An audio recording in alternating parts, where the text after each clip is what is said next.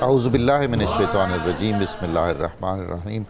السلام علیکم ناظرین مکرم، 92 نیوز چینل کے پروگرام صبح نور میں آپ کا میزبان غلام معین الدین نظامی اپنے ساتھیوں سمیت حاضر خدمت ہے۔ حضرت ابو انیس محمد برکت علی رحمہ اللہ تعالیٰ کی تالیف اسماء النبی الکریم سے خاتم النبیین صلی اللہ علیہ وآلہ وسلم کا ایک اسم مبارک پڑھنے اور سننے کی سعادت حاصل کرتے ہیں۔ سیدنا الناصح صلی اللہ علیہ وآلہ وسلم، ہمارے سردار نصیحت فرمانے والے، درود و سلام بھیجے اللہ تعالیٰ آپ پر، آپ کی آل پاک پر اور آپ کے صحابہ کرام رضوان اللہ تعالیٰ علیہم اجمعین پر۔ حضرت سعد رضی اللہ تعالیٰ روایت ہے کہ انہوں نے حضور نبی کریم صلی اللہ علیہ وآلہ وسلم کی خدمت میں عرض کیا، یا رسول اللہ صلی اللہ علیہ وآلہ وسلم، میری والدہ ماجدہ کا انتقال ہو گیا ہے، تو ان کی طرف سے کون سا صدقہ افضل ہے؟ رسول خدا صلی اللہ علیہ وآلہ وسلم نے ارشاد فرمایا، پانی پلانا۔ تو حضرت سعد نے ایک کنواں کھدوایا اور کہا، یہ سعد کا کنواں ہے۔ یہ حدیث مبارکہ سنن ابی داؤد میں روایت ہوئی ہے۔ ناظرین مکرم، ہمارا آج کا موضوع حضور نبی کریم صلی اللہ علیہ وآلہ وسلم کی ردائی مائیں ہیں۔ بہت اہم موضوع ہے۔ رداعت کا مطلب یہ ہے کہ کسی خاتون کا کسی نومولود کو دودھ پلانا جو اس کی اپنی اولاد نہ ہو۔ عرب قبائل میں یہ صدیوں سے چلی آ رہی تھی ایک روایت، یہ اس ثقافت کا حصہ تھی اور اس سماج میں اس کی بڑی قدر و منزلت تھی۔ اور یہ جو دودھ پلانے والا پیشہ تھا، پیشہ کہنا چاہیے، تو اس کو تقدس حاصل تھا، کسی بھی نوعیت کا اس میں عیب نہیں گنا جاتا تھا۔ اور اشرافیہ جو عرب کے تھے، ان کا تو یہ مسلم دستور تھا کہ وہ اپنے نومولود بچوں کو، خصوصاً لڑکوں کو، بدوی خواتین جو رداعت کرتی تھیں ان کے ہاں بھیج دیا کرتے تھے۔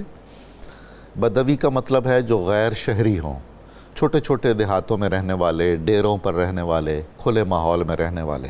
وہ جو علامہ اقبال نے کہا تھا نا، فطرت کے مقاصد کی کرتا ہے نگہ بانی، یا بندہ صحرائی یا مرد کوہستانی۔ تو فطرت کے قریب تر رہ کر ایک تو آدمی سخت جان ہوتا ہے، عملی زندگی کے بہت سارے سبق حاصل کرتا ہے، اور اس کے ساتھ ساتھ ہی عرب کو تو چونکہ اپنی زبان پر ناز تھا اور بجا طور پر ناز تھا، اس لیے کہ عربی زبان السنہ ہے، زبانوں کی ماں ہے، اور عرب کو اپنی فصاحت اور بلاغت پر بھی اتنا ناز ہے کہ وہ غیر عربیوں کو عجمی کہتے ہیں، یعنی گنگے ہیں باقی تو سب۔ تو ان قبائل میں جا کر، شہروں سے دور جا کر خالص زبان سیکھنے کے مواقع بھی ملتے تھے، اور وہ محاورے اور وہ کہاوتیں جو نسل در نسل ثقافتی ورثے کے طور پر اور علمی اور ادبی ورثے کے طور پر رائج تھیں۔ اس میں لہجہ اور تلفظ بھی شامل تھا۔ آج ہمارے لیے یہ ساری چیزیں انفارچونیٹلی بہت معنی نہیں رکھتی ہیں، لیکن وہ عرب جو ایک بہت بڑی قوم تھی، ایک عظیم قوم تھی، اپنی تمام تر خرابیوں کے باوجود ان میں بڑی خوبیاں بھی تھیں، ان کو اپنی زبان پر اور اس کے لہجے پر بہت ہی ناز تھا، اور وہ اس کا اہتمام کرتے تھے۔ اپنے لخت جگر کو خود سے دور کر دینا آسان کام تو نہیں ہوتا۔ اللہ کے رسول صلی اللہ علیہ وآلہ وسلم بھی اس پہلو پر توجہ فرماتے تھے، اور آپ ارشاد فرمایا آپ نے کہ میں تم سب سے بہتر عربی جانتا ہوں۔ ایک تو رسول اللہ ہونے کے ناطے آپ سے کون ہو سکتا ہے افصح؟ آپ افصح العرب ہیں۔ لیکن جو ہمارا آج کا موضوع ہے، خاص اس تناظر میں اس نقطے کو ہائی لائٹ کرنے کے لیے ضروری ہے کہ یہ بات عرض کی جائے۔ رسول اللہ صلی اللہ علیہ وآلہ وسلم نے ارشاد فرمایا، میں تم سب سے بہتر عربی جانتا ہوں، میں قریشی ہوں، اور بنو سعد بن بکر میں میری پرورش ہوئی ہے۔ تو بنو سعد کا جو لب و لہجہ ہے، حضرت حلیمہ سعدیہ کا جو قبیلہ ہے، وہاں رسول خدا صلی اللہ علیہ وآلہ وسلم نے جو بھی مدت گزاری، وہ آپ کی بہترین یادداشتوں میں ہمیشہ محفوظ رہی، اور آپ نے اکرام فرمایا اس کا۔ رسول خدا صلی اللہ علیہ وآلہ وسلم کو دودھ پلانے والی خوش نصیب ہستیوں میں کئی ہمیں نام ملتے ہیں جو تحقیق شدہ اور مستند ترین اسماء گرامی ہوں گے، ہم ان پر بات چیت کریں گے، اور چند ایسی خواتین بھی جن کو رسول اللہ صلی اللہ علیہ وآلہ وسلم نے کثرت سے اپنی والدہ کہا، اپنی ماں کہا، لیکن انہوں نے رسول اللہ صلی اللہ علیہ وآلہ وسلم کو دودھ نہیں پلایا۔ اللہ کے رسول صلی اللہ علیہ وآلہ وسلم نے عرب کی یہ جو روش تھی، یہ جو معمول تھا، یہ جو روایت تھی، جو ان کی ثقافت کا حصہ تھی، اس کو اسلام میں بحال رکھا، بلکہ اس کے تقدس میں اضافہ فرمایا۔ قرآن کریم میں بھی اس کے احکام بیان ہوئے اور احادیث مبارکہ میں بھی اس کے احکام بیان ہوئے۔ سوائے وراثت کے اور نسب کے تمام حقوق وہ ہیں جو دودھ پینے سے ویسے ہی ہو جاتے ہیں جیسے سگی ماں کے ہوتے ہیں، یعنی رشتے ناتے اسی مناسبت سے ہوں گے، اور یہ بھی رسول اللہ صلی اللہ علیہ وآلہ وسلم کی کئی احادیث سے ثابت ہوتا ہے، اور بالتفصیل ہمارے علماء نے، مفسرین نے، محدثین نے، اصحاب فقہ نے اس پر گفتگو کی ہے۔ اللہ کے رسول صلی اللہ علیہ وآلہ وسلم کو دودھ پلانے والی خوش قسمت خواتین کون تھیں؟ کون وہ مقدس ہستیاں تھیں؟ اللہ کے رسول صلی اللہ علیہ وآلہ وسلم شدت محبت سے اپنی ماں فرمایا کرتے تھے۔ ان موضوعات پر بات چیت کرنے کے لیے ہمارے ساتھ آپ کی بہت پسندیدہ اور ہر دل عزیز شخصیات، ملک کے ممتاز علماء کرام تشریف فرما ہیں۔ جناب پروفیسر محمد اعظم نوری صاحب، بہت محترم پروفیسر بشارت صدیق ہزاروی صاحب، بہت عزیز اور محترم جناب علامہ محمد ابو بکر صدیق صاحب، میں خوش آمدید کہتا ہوں، آپ کی تشریف آوری کا شکریہ ادا کرتا ہوں۔ نوری صاحب، عرب معاشرے میں یہ جو رداعت کی روایت ہے، اس کے اسباب اور مقاصد، اس کی اہمیت، پھر اسلام نے جو اس کو نہ صرف بحال اور برقرار رکھا بلکہ اس کے تقدس کو مزید ارفعیت عطا کی، ارشاد فرمائی۔ بہت شکریہ ڈاکٹر صاحب۔ بسم اللہ الرحمن الرحیم۔ جزا اللہ عنا سیدنا محمد ما هو اہلو۔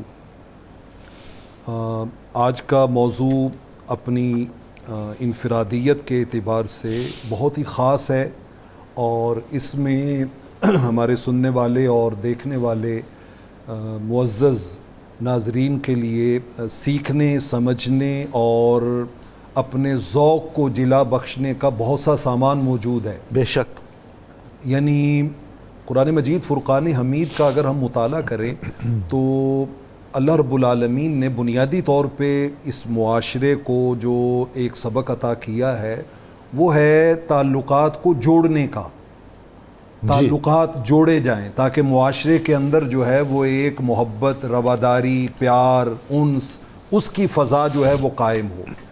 اچھا، وہ اب ڈائریکٹ ریلیشنز بھی ہیں، بلڈ ریلیشنز، لیکن اسلام نے اس کے ساتھ ساتھ کچھ انڈائریکٹ جو ریلیشنز ہیں ان کو بھی بہت زیادہ امپورٹنس دی، بہت زیادہ امپورٹنس دی ہے، بہیں طور کہ ان کو بھی ایک تقدس عطا کیا ہے اور ایک ان کو مذہبی پشت پناہی عطا کی ہے۔ یہ جو رضاعت کا سلسلہ ہے، آپ نے انٹرو میں بہت سی باتوں کا ماشاءاللہ بہت خوبصورتی سے احاطہ کیا، اور میں بلکہ سوچ رہا تھا یہ بھی گئی، یہ بھی گئی، یہ بھی گئی، آ جا کے وہ ایک شعر تھا وہ بھی گیا۔ تو یہ آپ کی محبت ہے۔ میں اس پہ کچھ کلام کرنا چاہوں گا اس اعتبار سے کہ قرآن مجید فرقان حمید نے جو اسے ایک تقدس عطا کیا ہے، اگر ہم اس کا کمپیریزن آج کی ماڈرن سائنس سے کریں اور میڈیکل سائنس سے، خاص طور پہ آپ WHO کی ریکمنڈیشن اٹھا کے دیکھ لیں، آپ جو ہے وہ یونیسیف کی ریکمنڈیشن اٹھا کے دیکھ لیں، آپ کو ایک بات کے اوپر بہت زیادہ اصرار ملے گا، اور وہ ہے بچے کو ماں کا دودھ پلانا۔ آج کل جو ہمارے معاشرے میں پچھلے 10-20 سالوں میں ڈکلائن آیا ہے کہ مائیں جو ہیں وہ بچے کو وہ ڈبے کا دودھ ہے، یہ فارمولے والا دودھ ہے، اس کے طرف ہم نے لگا دیا ہوا ہے۔ دیکھیے، وہ پلاسٹک کا بے جان فیڈر جو ہے وہ بچے کا پیٹ تو بھر سکتا ہے، لیکن وہ جو ماں کی مامتا کا لمس ہے اور اس کی محبت کی جو ایک پروٹیکشن ہے، وہ پلاسٹک کا فیڈر بچے کو عطا نہیں کر سکتا۔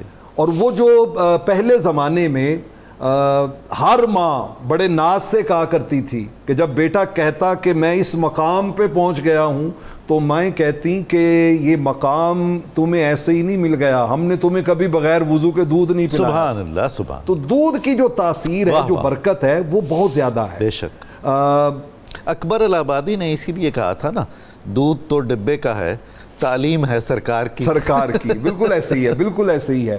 اور پھر اس کے نتائج یہی ہیں جی کہ وہ بچہ جو ہے وہ اپنی جنت اس ماں کے قدموں میں کہاں ڈھونڈے جس ماں نے اس کو کبھی اس عرصے میں اپنے سینے سے ہی نہیں لگایا، اپنا دودھ ہی اس کو نہیں پلایا. تو یہ جو روایت موجود ہے عربوں کے ہاں، جیسے آپ نے فرمایا کہ یہ قدیم صدیوں سے روایت چلی آ رہی تھی، اور اس کے دو بنیادی مقاصد تھے، دو بنیادی مقاصد. آپ نے ان کی طرف اشارہ کیا ہے، میں ذرا اس کو تھوڑا ڈیٹیل میں عرض کرنا چاہوں گا. صحابہ اکرام علیہم الرضوان رحمت کونین صلی اللہ علیہ وسلم کی بارگاہ میں حاضر ہوئے اور آ کر عرض کرتے ہیں، امام سخاوی المقاصد میں اس روایت کو لائے ہیں. پوچھتے ہیں کہ یا رسول اللہ صلی اللہ علیہ وسلم ما رائینا الذی هو افصح منکا، ہم نے بڑے بڑے شاعر دیکھے ہیں، بڑے بڑے ادیب دیکھے ہیں، خوش گفتار دیکھے، حرم میں معلقات جن کے لٹکے ہوئے ہیں ان کو بھی دیکھا ہے، لیکن ہم نے کسی کو آپ سے زیادہ فصیح نہیں دیکھا، آپ سے زیادہ ہم نے فصاحت و بلاغت والا نہیں دیکھا. جواب سنیے، میرے کریم آقا علیہ الصلوۃ والسلام نے ارشاد فرمایا، ما یمنعنی، میں فصاحت و بلاغت نہیں استعمال کروں گا تو اور کون کرے گا.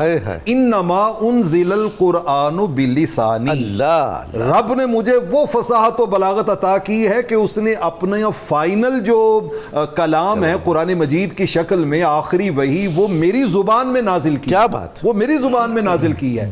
عرب لسان عربی مبین، جو بڑی ایک واضح زبان ہے، واضح زبان ہے.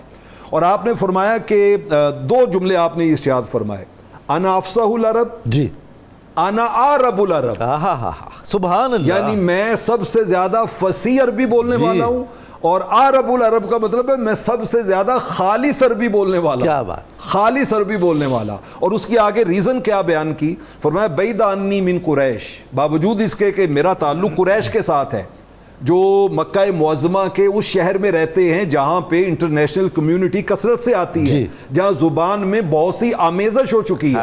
میں اس ماحول میں پیدا ہوا، لیکن نشاتو فی بنی سعد ابن بکر، اور دوسرے لفظ ہیں وستر دے، تو ہمارے موضوع سے ریلیٹڈ لفظ ہے. بالکل. فرمایا میرا بچپن بھی بنو سعد میں گزرا ہے، اور میں نے دودھ بھی بنو سعد کا پیا. کیا بات، میں نے اس قبیلے کی اس ماں کا دودھ پیا ہے جس قبیلے میں یہ زبان اپنی خالصیت کے ساتھ اپنے کمال پر تھی.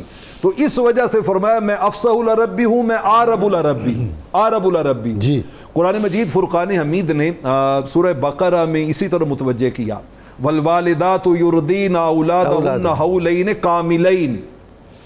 اس آیت کا مفہوم اس طرح بات سمجھ میں آئے گا، وہ جو ماں کی مامتا کا پہلا دودھ، زردی مائل دودھ ہوتا ہے، جس کو کلسٹرم کہتے ہیں آج کی زبان میں، اور جس کے بارے میں میڈیکل سائنس یہ کہتی ہے کہ بچے کے لیے اس سے بڑی پروٹیکٹیو بیریئر کوئی نہیں ہے، حفاظتی طے کوئی نہیں ہے، کہ جب وہ بچہ پیتا ہے تو ہر قسم کی بیکٹیریل وائرل انفیکشن سے وہ حفاظت میں چلا جاتا ہے، حفاظت میں چلا جاتا ہے.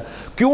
اس دودھ میں وہ انالیسز ہوا تو انہوں نے کہا کہ اس دودھ کے اندر ہمارے میڈیکل سے تعلق رکھنے والے دوست اس بات کو بہت مزہ لیں گے اس کا. انہوں نے کہا کہ اس دودھ کے اندر ایک خاص قسم کا پروٹین ہوتا ہے، امیونو گلوبیولین، ایک خاص قسم کا پروٹین ہے جو بہت گاڑھا ہوتا ہے اور جا کے ان بچے کی وہ پوری باڈی کو ایک حفاظتی حصار میں لے لیتا ہے.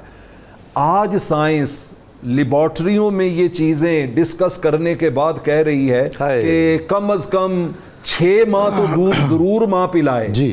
لیکن رحمت کونین صلی اللہ علیہ وسلم نے 14 صدیاں پہلے کہا کہ اگر بچوں کو چاہو نا کہ انہیں ایک پروٹیکٹڈ ماحول مل جائے اور یہ بیماریاں ان کے اوپر اثر انداز نہ ہوں، اور بلکہ میں نے ایک لفظ پڑھا، کسی نے کہا، انہوں نے کہا کہ ہم دنیا جہان کی ویکسینیشن بچوں کو کراتے ہیں، رب نے اپنے سسٹم میں ماں کے دودھ کی شکل میں ایک ایسی ویکسینیشن رکھ دی ہے کہ جس سے بہتر ویکسینیشن ہو ہی کوئی نہیں سکتا. تو یہ رضاعت کا ایک ایسا باب ہے جس کو اسلام نے بڑا تقدس عطا کیا ہے.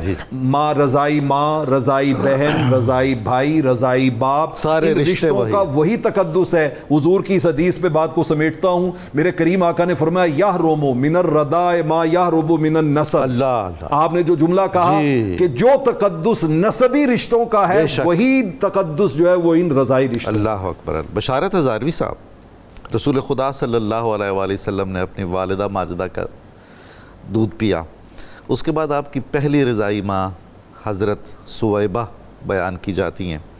ان کا تعارف کروائیے، بہت سارے لوگ انہیں جانتے نہیں ہیں، ان کے فضائل کیا ہیں اور انہیں اور کن ہستیوں کا رضائی ماں ہونے کا شرف حاصل ہے.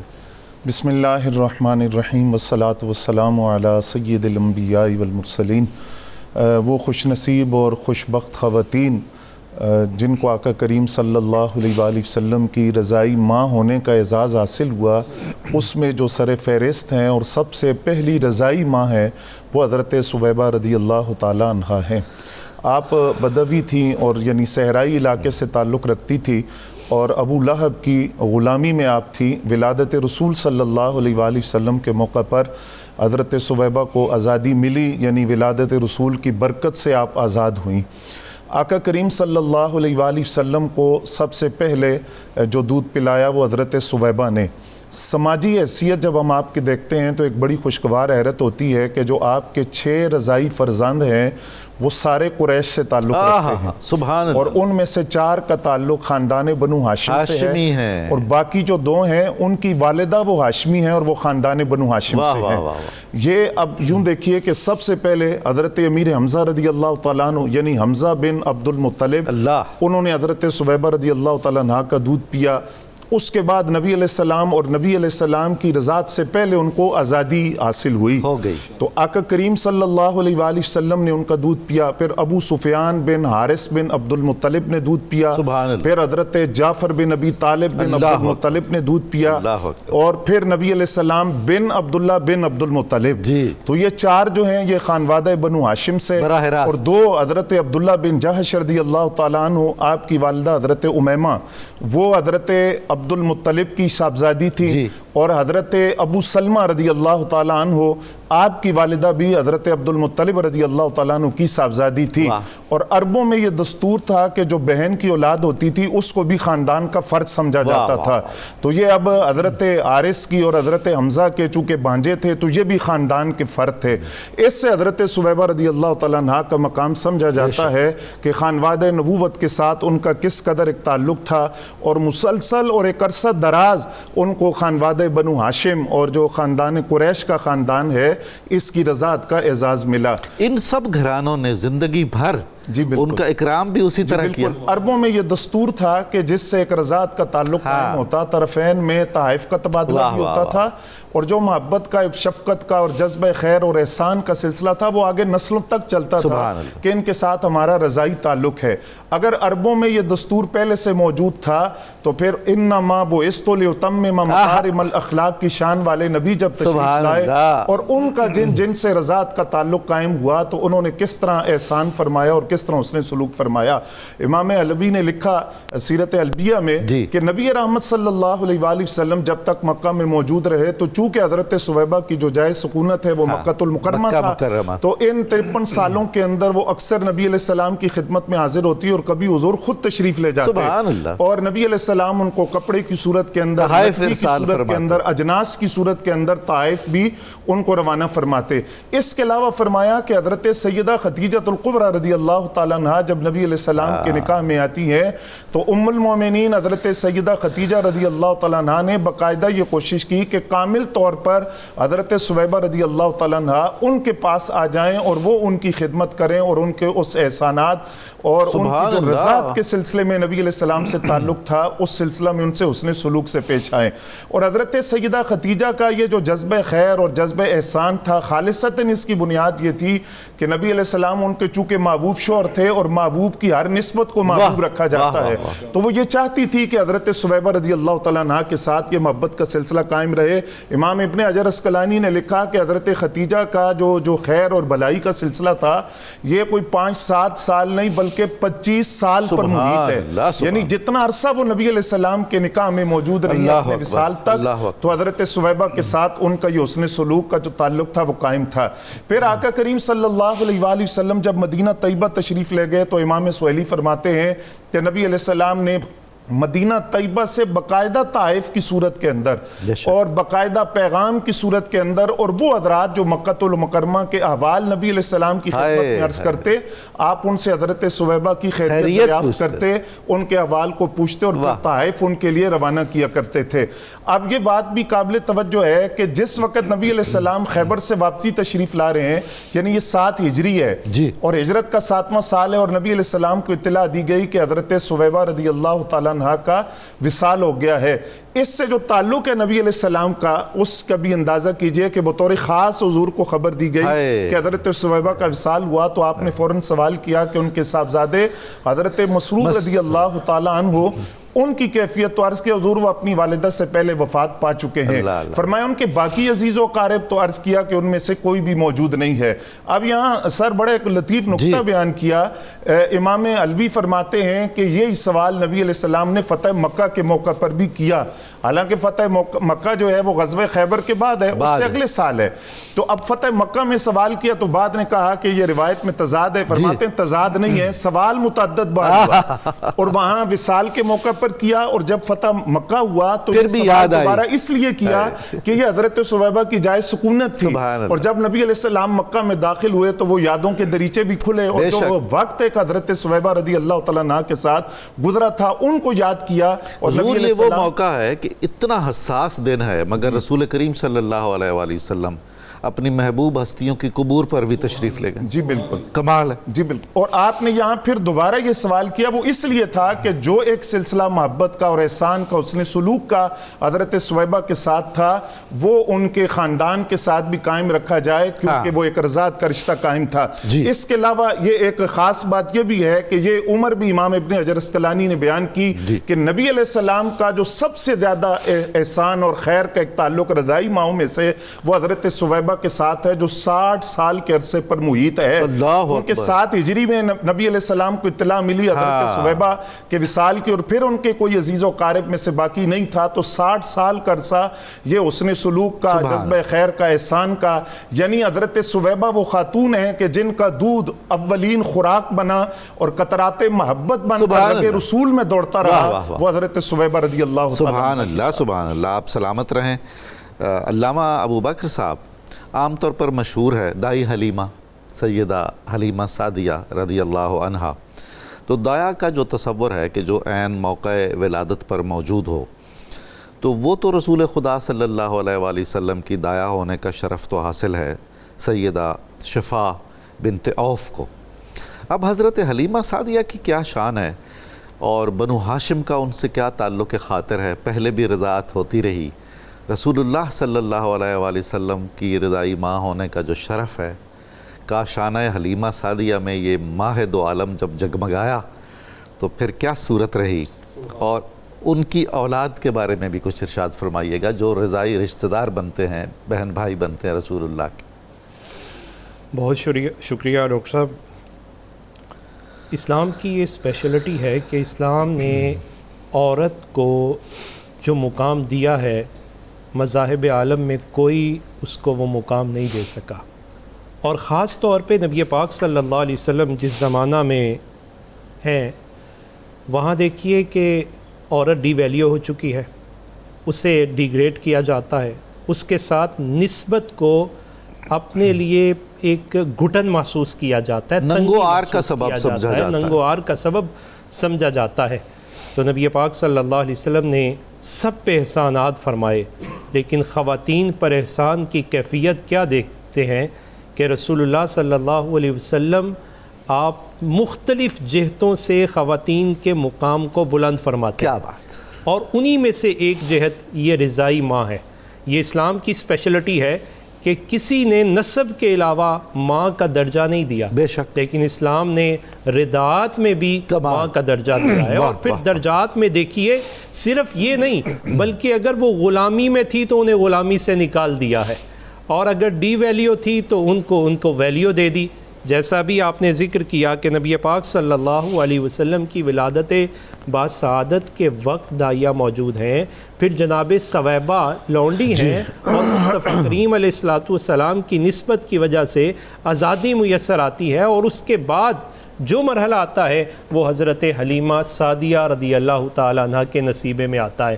یہ قبیلہ بنو سعد کی خاتون ہیں، اور قبیلہ بنو سعد کے بارے میں یہ مشہور تھا کہ وہ کمیونیکیشن سکلز پر بہت عبور رکھتے ہیں، اور اسپیشلی جو فزیکل اور اسپرچل ہیلتھ ہے وہ ان کی مشہور تھی کہ یہ ظاہری طور پر بھی مضبوط ہیں اور باطنی طور پر ان کی نفاست اور پاکیزگی کا شہرہ تھا۔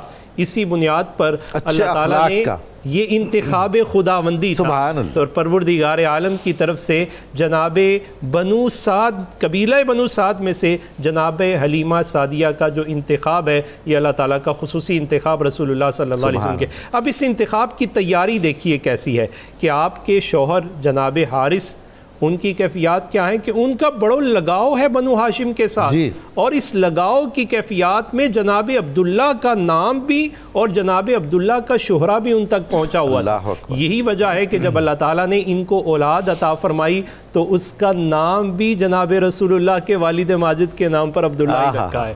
تو جناب حلیمہ سعدیہ رضی اللہ تعالیٰ عنہا، یہ قحط کا سال ہے اور دائیاں وہ مکہ میں آتی ہیں، اور ایک رواج یہ ہے، ٹریڈیشن ان کی یہ ہے، اور ایک اچھا طریقہ یہ تھا کہ بچوں کو جسمانی اور لسانی مضبوطی کے لیے ان علاقوں کی طرف بھیجا جاتا اور ان دائیوں کے سپرد کیا جاتا تھا۔ انہی دائیوں کا جب قافلہ مکہ میں آتا ہے تو جناب حلیمہ سعدیہ بھی ہیں، لیکن آتے ہوئے کیفیات کیا ہے کہ خود بھی لاغر و کمزور ہے، سواری بھی لاغر و کمزور ہے، کیفیات بالکل بے سر و سامانی کا عالم ہے۔ یہاں پہنچتے ہوئے بھی تاخیر ہو گئی۔ اب اس تاخیر میں ساری دائیاں بچے تو لے جا چکی تھی، اب بچہ ایک ہی باقی تھا جو جناب عبد المطلب کے پاس تھا۔ مشہور یہ تھا کہ یتیم ہے، لیکن حقیقت میں وہ در یتیم تھے۔ تو جناب حلیمہ سعدیہ اپنے شوہر سے کہنے لگی خالی جانا تو بہتر نہیں ہے، میرے سرتاج اگر آپ مناسب سمجھے تو یہ بچہ ہم ساتھ لے جائیں۔ تو اس مشاورت کے بعد جب جناب عبد المطلب کے پاس گئیں، اجازت لی، اور نبی پاک صلی اللہ علیہ وسلم جہاں موجود ہیں وہاں پہنچتی ہیں۔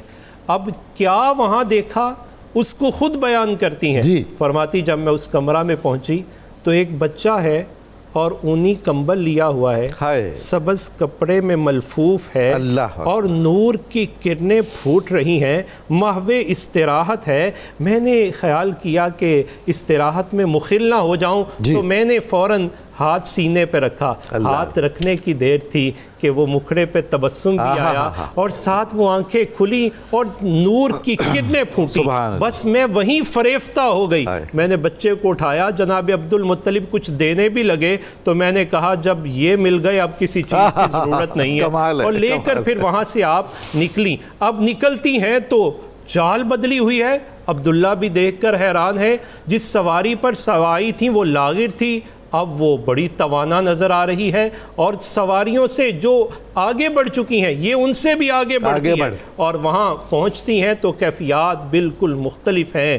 چھاتی پہ دودھ بھی آ جاتا ہے، اور بکریاں، سواریاں، ہر چیز برکت ہی برکت ہو جاتی ہے۔ یہ جناب حلیمہ سعدیہ خود ان واقعات کو بیان کرتی ہیں۔ ادھر آپ کی اولاد پہلے سے موجود ہے، جناب عبداللہ بن حارث ہیں، جناب انیسہ ہیں، جناب جدامہ جن کا نام شیمہ ہے جو مشہور، اور یہ جو آپ کی بیٹی ہیں کم سنی میں بھی نبی پاک صلی اللہ علیہ وسلم کے ساتھ وہی بیہیویئر ہے جو ماں کا بیہیویئر ہے، محبتیں نچھاور کرتی ہیں، حفاظت کرتی ہیں، بڑی بہن کا پورا کردار ادا کرتی ہیں۔ پھر نبی پاک صلی اللہ علیہ وسلم کا جو ان کے ساتھ حسن سلوک دیکھیے کہ رسول اللہ صلی اللہ علیہ وسلم نے ان کے ساتھ غزوہ حنین کے موقع پر جب آپ آتی ہیں تو رسول اللہ صلی اللہ علیہ وسلم امی امی کہہ کر چادر بچھاتے ہیں، پھر انہیں تحائف دیے جاتے ہیں۔ صرف یہی نہیں بلکہ وہ ہمشیرہ جس نے دعائیں دی تھیں آج پورے عروج پر دیکھا تو وہ بھی آئیں تو ان کے نام پر قیدیوں کو چھوڑ دیا جاتا ہے۔ تو نبی پاک صلی اللہ علیہ وسلم آپ کی جناب حلیمہ سعدیہ کے ساتھ اور تمام دائیوں کے ساتھ جو تعلق ہے اس میں ایک سپیشلٹی یہ بھی آئی کہ علماء فرماتے ہیں لم تردیہ مردعۃ الا اسلمت، کوئی ایسی نہیں رہی کہ جنہوں نے اسلام کو قبول نہ کیا ہو۔ ہمارے لیے آج سبق یہ ہے کہ نبی پاک صلی اللہ علیہ وسلم اگر کسی کے ساتھ ساتھ نسبت قائم فرماتے ہیں اور اس کا کوئی احسان ہوتا ہے تو اس کے احسان کو بلاتے نہیں ہیں. ہمیں بھی اپنے محسنین کے احسان کو بلانا نہیں چاہیے, ان کی قدر کرنی چاہیے. سبحان اللہ سبحان اللہ. ناظرین مکرم, ہمیں ایک مختصر وقفہ کرنا ہے. آپ بھی درود پاک سنیے گا, ہم بھی یہ سعادت حاصل کریں گے. بہت جلد دوبارہ آپ کی خدمت میں حاضر ہو رہے ہیں, ہمارے ساتھ رہیے گا. رسول خدا صلی اللہ علیہ وآلہ وسلم کی رضائی ماؤں کے بارے میں ہمارا یہ جو نذرانہ عقیدت ہے یہ جاری رہے گا, آپ ہمارے ساتھ رہیے گا.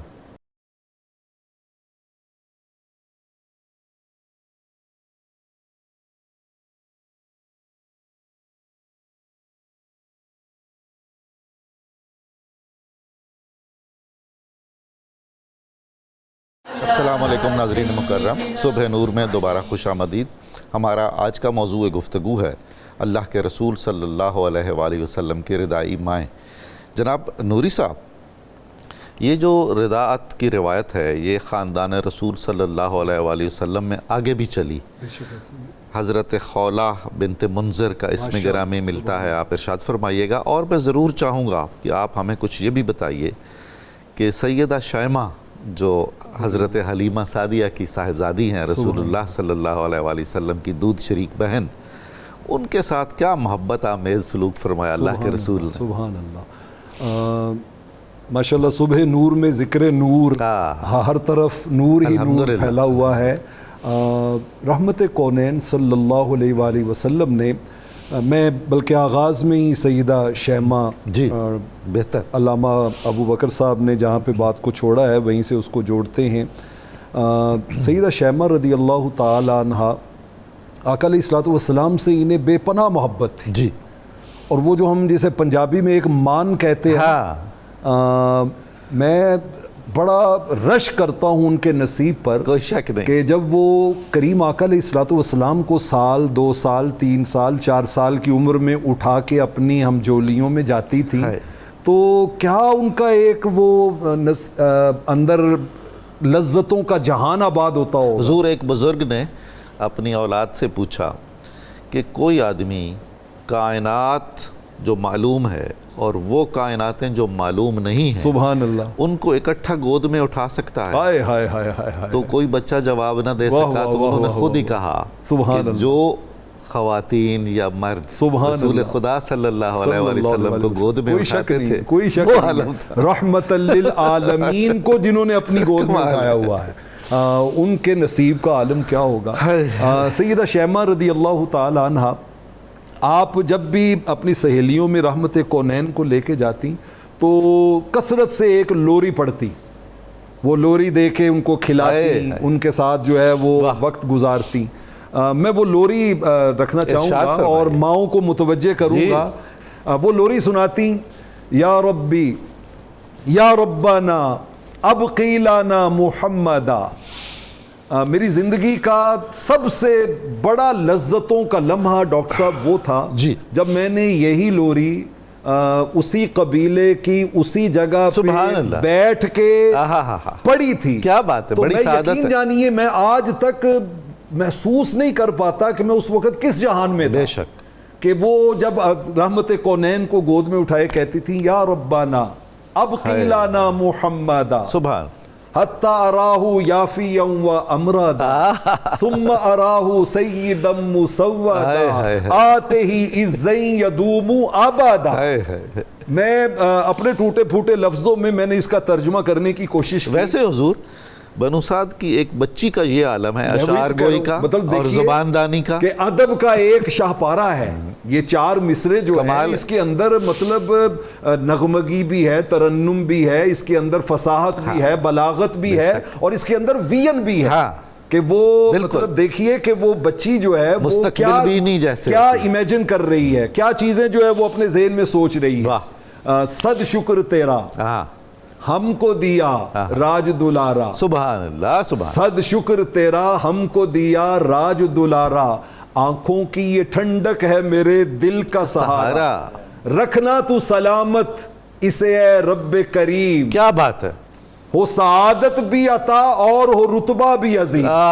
سبحان اللہ. مطلب یہ میں نے ٹوٹا پھوٹا اس کا ترجمہ کیا ہے, وگرنہ ان لفظوں میں تو ایسے ایسے معنی و مفاہیم موجود ہیں. تو وہ اس طرح لوری دیتی تھی. اور وہ جو آپ نے, ہم جس موضوع کو ڈسکس کر رہے ہیں کہ رحمت کونین نے فقط اپنی رضائی ماؤں کو ہی تقدس اور ان کو اہمیت عطا نہیں کی, بلکہ امام ابن سعد طبقات ابن سعد میں لاتے ہیں جب آپ کے نور نظر حضرت ابراہیم مدینہ طیبہ میں متولد ہوئے تو تنافست فیہ الانصار, انصار کی ساری عورتیں جو دودھ پلانے کی پوزیشن میں تھی وہ آ گئیں اور آ کے کہتی ہیں کہ حضور میں حاضر ہوں, حضور میں حاضر ہوں, اس بچے کو میں اس کو رضاعت کے لیے لیتی ہوں, رضاعت کے لیے لیتی ہوں. لیکن آقا علیہ الصلوۃ والسلام نے جس ہستی کا انتخاب کیا اسے ام بردہ خولہ بنت منذر رضی اللہ تعالی عنہ کہتے ہیں. آقا نے ان کے سپرد کیا اور انہوں نے پھر آپ کو دودھ پلایا, اور آقا علیہ الصلوۃ والسلام کثرت سے ان کے گھر میں جاتے اور جا کے وہاں پہ وقت گزارتے. اس خاتون کو, حالانکہ وہ ان کے جو شوہر تھے وہ ایک بھٹی کا کام کرتے تھے, لیکن آقا علیہ الصلوۃ والسلام اس ماحول میں بھی جا کے بیٹھ کے کمال ان پہ شفقتیں فرماتے. اور جب وہاں پہ اسی گھر میں حضرت خولہ کے گھر میں حضرت ابراہیم کا انتقال ہوا تو اس دودھ پلانے کو حضور علیہ الصلوۃ والسلام نے کیسے, یعنی حضرت خولہ نے کیا لذت محسوس کی ہوگی. آپ نے فرمایا کہ صحیح مسلم کے لفظ ہیں, ان ابراہیم ابنی, ابراہیم میرا بیٹا تھا, ماتا فی الصدی, ابھی اس کی رضاعت کی مدت کمپلیٹ نہیں ہوئی تھی کہ وہ فوت ہو گیا ہے, چلا گیا دنیا سے. لیکن ان لہ لذئرین تکملان رضاعہ فی الجنہ. اللہ اکبر. اللہ. حضرت خولہ رشک نہیں کرتی ہوگی کہ میں نے جس نور نظر کو 18 ماہ دودھ پلایا ہے, اب اس کی تکمیل حضور کہہ رہے ہیں جنت میں رب نے 2 عورتوں کا انتخاب, حوروں کا انتخاب کیا ہے جو میرے بیٹے کو دودھ پلا کے اس کی مدت رضاعت کو مکمل کریں. سبحان اللہ. تو آپ آگے اپنے بیٹوں کی بھی رضائی ماؤں, یہ سلسلہ چلتا رہا. بہت شکریہ جناب بشارت صاحب.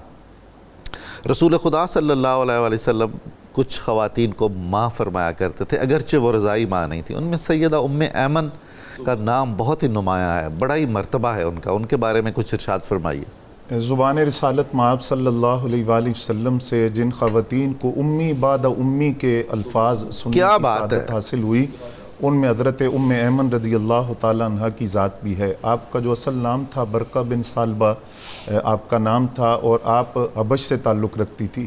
حضرت ام ایمن رضی اللہ تعالیٰ عنہ اولین اسلام لانے والوں میں شامل ہیں, اور جب آپ السابقون الاولون کے اس طبقے میں شامل ہیں تو اسلام کی خاطر بڑے مظالم کو اور اذیتوں کو اور دکھوں کو بھی آپ نے برداشت کیا مکی زندگی کے اندر بھی.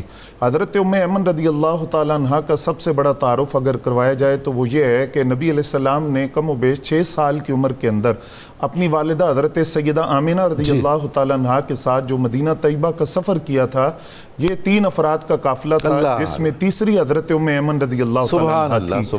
اور جب مقام ابوا پر حضرت سیدہ آمینہ کا وصال ہوا تو انہی حضرت ام ایمن کو آپ نے یہ وصیت فرمائی تھی کہ میرے اس بیٹے کا خیال رکھنا. سبحان اللہ. تو 2 اہم ذمہ داریاں حضرت ام ایمن رضی اللہ تعالیٰ عنہ نے نبھائیں. ایک تو سیدہ آمینہ پاک کی تدفین کا مسئلہ تھا, اور دوسرا نبی علیہ السلام کو بخیریت واپس مکہ المکرمہ آپ لے کر آئیں.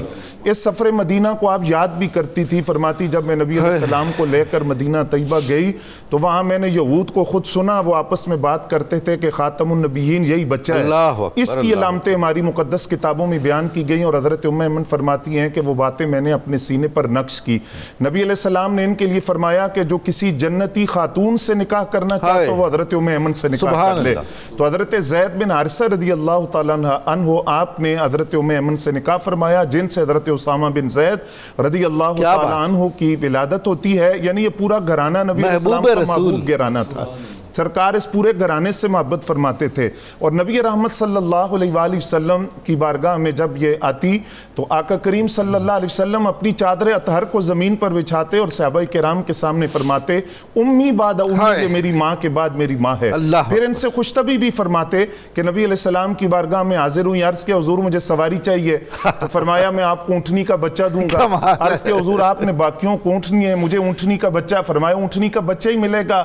تو جب یہ کچھ قویدہ خاطر ہوئیں تو فوراً نبی علیہ السلام نے فرمایا کہ ہر اونٹ کسی اونٹنی کا بچہ ہوتا سبحان ہے. اللہ، تو یہ سبحان خوش طبعی کا ایک پہلو بھی ان کے لیے تھا. اور پھر آقا کریم صلی اللہ علیہ وآلہ وسلم کا ان کے ساتھ جو خاص تعلق تھا وہ یہ کہ یہ احد میں شریک ہوئیں, حنین میں شریک ہوئیں, خیبر میں جو صحابیات گئیں ان میں گئیں, اور احد میں ان کو تیر لگا, یہ زخمی ہوئیں, گر گئیں. تو نبی علیہ السلام نے حضرت سعد سے فرمایا اٹھو یہ تیر پکڑو اور اس مشرک کو مارو جس نے حضرت ام ایمن کی طرف یہ تیر پھینکا ہے.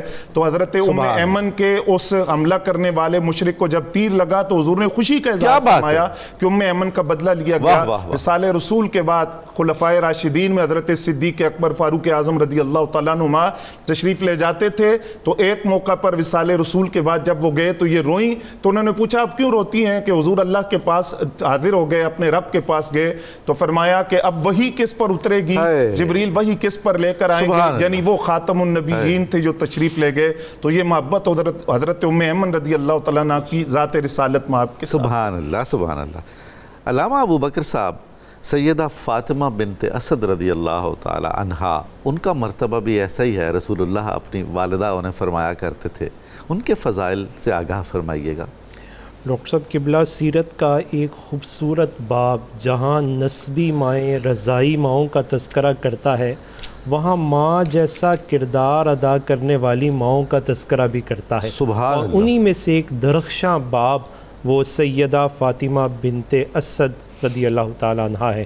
یہ جناب ابو طالب کی زوجہ ہیں, جناب علی المرتضیٰ اور جعفر و عقیل کی والدہ ہیں, اور رسول اللہ صلی اللہ علیہ وسلم کی چچی ہونے کا اعزاز اور شرف انہیں حاصل ہے. سیدہ فاطمہ کی ساس ہے. جی, سیدہ فاطمہ رضی اللہ تعالیٰ عنہ کی ساس ہیں, اور ایسی ساس ہیں کہ سب سے معتبر خوش دامن ہونے کا اعزاز بھی انہی کو ملتا ہے. نبی پاک صلی اللہ علیہ وسلم کے والد ماجد کا انتقال, پھر جناب عبد المطلب کی کفالت, پھر ان کا انتقال, اور اس کے بعد جناب ابو طالب اپنی کفالت میں لیتے ہیں, اور اسی توسل سے جناب سیدہ فاطمہ بنت اسد چچی ہو کر ماں کا روپ ڈال لیتی ہیں.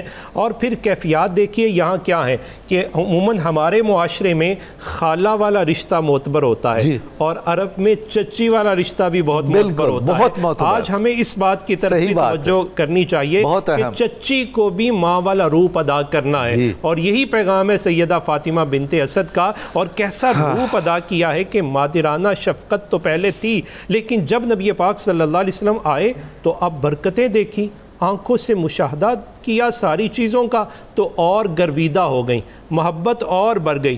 ان کیفیات میں نبی پاک صلی اللہ علیہ وسلم کی طرف جو رجحان تھا, اس رجحان نے جو باقی اولاد تھی اس کی تربیت بھی محبت رسول میں کرنے کی کیا بات ہے, کیا بات. اور یہی وجہ ہے کہ جناب عقیل کو دیکھیے, جناب علی المرتضیٰ کو دیکھیے, اور جناب جعفر کو دیکھیے, تو رسول اللہ صلی اللہ علیہ وسلم کے اول صفوں کے مجاہدین یہی نظر آتے ہیں. اور اس میں حضرت فاطمہ نے اپنی اولاد پر ہمیشہ ترجیح دی رسول خدا صلی اللہ علیہ وآلہ وسلم کو, ہر قدم پر, ہر قدم پر کھانا ہے, پلانا ہے, پہنانا ہے, تو ترجیح رسول اللہ صلی اللہ علیہ وسلم. پھر اللہ کے رسول نے بھی تو صلہ عطا فرمایا, صلی اللہ علیہ وسلم نے بھی تو بہترین صلہ انہیں عطا فرمایا نا. اور یہی معاشرے کو سیکھنا ہے کہ اپنے محسن کے احسان کو نہ بھولو, بہترین بدلہ اسے دو. جناب سیدہ فاطمہ بنت اسد, ایک موقع ایسا بھی آیا کہ کرائسس آ گئے, تو جناب عباس رضی اللہ تعالیٰ عنہ کو رسول اللہ صلی اللہ علیہ وسلم نے ساتھ لیا, اور جا کے ابو طالب سے کہا ایک بچہ اپنے پاس رکھ لیجئے, ایک مجھے دے دیجئے, ایک جناب عباس کو دے دیجئے. اور جناب عباس جناب جعفر کو لے گئے, جناب رسول اللہ صلی اللہ علیہ وسلم جناب علی المرتضیٰ کو, اور جناب عقیل جناب ابو طالب کے پاس رہے. اب لیکن ان تمام کی تربیت رسول اللہ کی محبت کے لیے سیدہ فاطمہ ضرور کرتی رہیں. یہی وجہ تھی کہ جب ہجرت حبشہ کا موقع آیا تو جناب جعفر جانے والوں میں ہے. جعفر طیار ہی وہاں رسول اللہ کا دفاع فرماتے ہیں, اور کیا کمال دفاع. پھر آپ کی زوجہ جناب اسماء بنت امیس, ان کو بھی یہ اعزاز ہے کہ صاحبۃ الہجرتین, وہاں سے یہاں اور یہاں سے پھر مدینہ طیبہ میں, پھر رسول اللہ صلی اللہ علیہ وسلم کے ساتھ یہ بھی ہجرت کرتی ہیں اور مدینہ پاک میں تشریف لے جاتی ہیں. رسول اللہ صلی اللہ علیہ وسلم وہاں جا کے جو انہیں خوشخبری سناتے ہیں, یہ ہے وہ اعزاز اور شرف کہ سیدہ فاطمہ کو مولا علی کے عقد میں دے دیا جاتا ہے, اور یہ معتبر ترین خوش دامنہ بننے کا اعزاز پاتی ہیں. رسول اللہ صلی اللہ علیہ وسلم مرض الوصال ہے تو ان کے قریب آئے تو آ کے حضور ان کی تعریف کیسے کرتے ہیں، امی امی، یہ میری ماں ہے، مجھے کھلاتی تھی، مجھے پلاتی تھی، مجھے پہناتی تھی، میری تربیت کرتی تھی۔ وصال ہوا تو وقت وصال جب خبر ملی تو فرمایا قوموا الی امی۔ ان الفاظ کی ذرا چاشنی دیکھیے کیا ہے، قوموا الی امی، میری ماں کے لیے کھڑے ہو جاؤ، نکلو۔ جب نکلے تو مصطفیٰ کریم علیہ السلام نے کہا رکو، اپنا لباس مبارک البسہا رسول اللہ صلی اللہ علیہ وسلم قمیصہ واتجع فی قبرہ، یہ ان 5 خوش نصیب خواتین میں سے ہیں جن کی قبر کو لمس رسول کی سعادت حاصل ہوئی ہے۔ اور پھر رسول اللہ صلی اللہ علیہ وسلم ان کی تدفین کے بعد جو انہیں دعا فرماتے ہیں وہ کلمات تو کیا ان کی چاشنی ہے، کھڑے ہو کے کیا فرمایا، جزاک اللہ من ام وربیبۃ فنعم الام فنعم الربیبہ۔ سبحان اللہ سبحان اللہ، بہت شکریہ، بڑی نوازش۔ ناظرین مکرم، کتاب الشفا سے ایک وظیفہ آپ کی خدمت میں پیش کیا جا رہا ہے، سورہ کوثر کی فضیلت۔ جو شخص اولاد نرینہ کا طلبگار ہو وہ 41 دن تک بلا ناغہ 111 بار سورہ کوثر کا ورد کرے، انشاءاللہ العزیز بہت جلد اللہ تعالیٰ اسے مراد عطا فرمائے گا۔ حضرت خواجہ قطب الدین بختیار کاکی رحمۃ اللہ علیہ کا قول مبارک ہے، جس آنکھ میں عشق رسول اللہ صلی اللہ علیہ وآلہ وسلم کا سرما لگا، اس کی نظر میں عرش سے تحت الثری تک کوئی بھی حجاب باقی نہ رہا۔ آج بار روزنامہ 92 نیوز میں حضور نبی کریم صلی اللہ علیہ وآلہ وسلم کے رضائی مائیں اس عنوان کے تحت ایک بہت اچھا مضمون شائع ہوا ہے، آپ ضرور ملاحظہ کیجئے گا۔ پروگرام کی تفصیل جاننے کے لیے صبح نور کے ایکس کو فالو کریں، ہمارا فیس بک پیج لائک کریں، پروگرام دیکھنے کے لیے ہمارا یوٹیوب چینل سبسکرائب کریں، ہمیں اپنی قیمتی رائے سے ضرور آگاہ کریں۔ اب آپ ہم سب مل کر لگائیں گے نعرہ مقصد پاکستان، اور اس کے ساتھ ہی ہم سنیں گے جناب الحاج اختر حسین قریشی صاحب کی بہت خوبصورت آواز میں ایک منقبت۔ آئیے نعرہ لگاتے ہیں، پاکستان کا مطلب کیا، لا الہ الا اللہ محمد رسول اللہ۔ جناب قریشی صاحب، تمہیں مل گئی ایک خدائی حلیمہ، تمہیں مل گئی ایک خدائی حلیمہ کہ ہے گود میں مصطفیٰ حلیمہ کہ ہے گود میں مصطفیٰ حلیمہ۔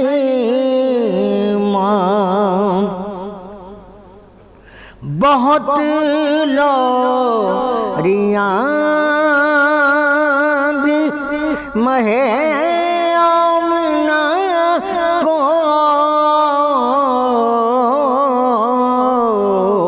کہاں تک ہے تیری رسائی حلیمہ، کہاں تک ہے تیری رسائی حلیمہ۔ میسر نہیں ہے کسی کو جہاں میں وہ دولت جو تم نے کمائی حلیمہ، وہ دولت جو تم نے کمائی حلیمہ۔ دو عالم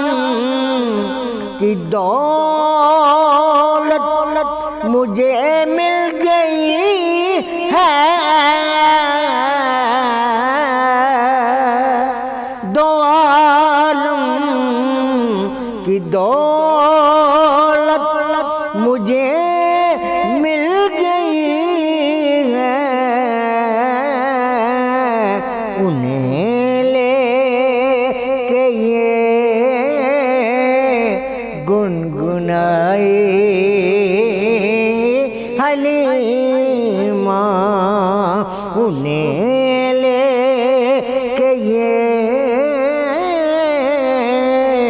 گنگنائے حلیمہ، اسے اپنی آغوش میں تم لیے ہو، اسے اپنی آغوش میں تم لیے ہو، کہ شاہی ہے جس کی گدائی حلیمہ، کہ شاہی ہے جس کی گدائی حلیمہ، نصیر اپنی قسمت پہ نازا ہو جس دم، نصیر اپنی قسمت پہ نازا ہو جس دم، ملے تیرے در کی گدائی حلیمہ، ہاں تمہیں مل گئی ایک خدائی حلیمہ، کہ ہے گود میں مصطفیٰ حلیمہ۔